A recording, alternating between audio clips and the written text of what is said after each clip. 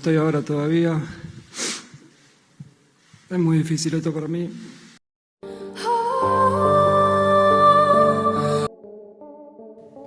Final ম্যাচের আগে মেসির 3 ছেলেকে আটকে রেখেছিল ডোনাল্ড ট্রাম্প।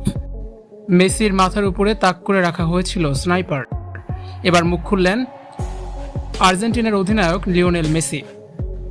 মাঠের খেলা নাকি পর্দার পেছনের চরম নোংরা রাজনীতি। বিশ্বকাপের ফাইনাল ঘিরে সামনে এসেছে এক অবিশ্বাস্য চাঞ্চল্যকর খবর।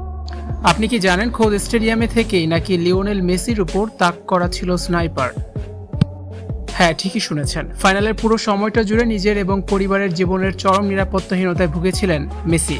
আর এই ভয়ানক মানসিক চাপের কারণেই নাকি মাঠে তাকে দেখা গেছে এতটা এলোমেলো।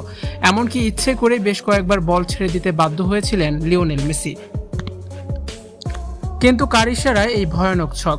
অভিযোগ উঠেছে এই পুরো মাস্টার প্ল্যানের নেপথ্যে ছিলেন মার্কিন প্রেসিডেন্ট ডোনাল্ড ট্রাম্প এবং ফিফা সভাপতি জিয়ান্নি ইনফান্তিনো।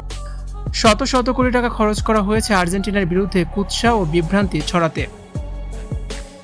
রহস্যের জট আরও ঘনীভূত হয় যখন দেখা যায় ফাইনালের মতো মহাগুরুত্বপূর্ণ দিনে গ্যালারিতে মেসির স্ত্রী ও সন্তানেরা উপস্থিত ছিলেনই না। যা হয়েছে, ম্যাচের ঠিক আগেই সতীর্থদের উদ্দেশ্যে মেসি কান্নাজড়িত কণ্ঠে বলছিলেন, যা হয়েছে সব ভুলে যাও, আমাদের মাঠে নামতেই হবে।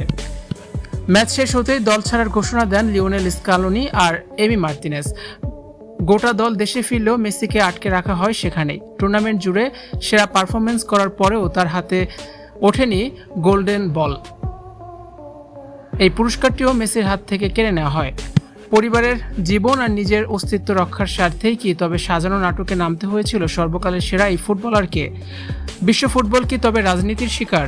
উত্তর লুকিয়ে হয়তো শুধুই ইতিহাসের পাতায়।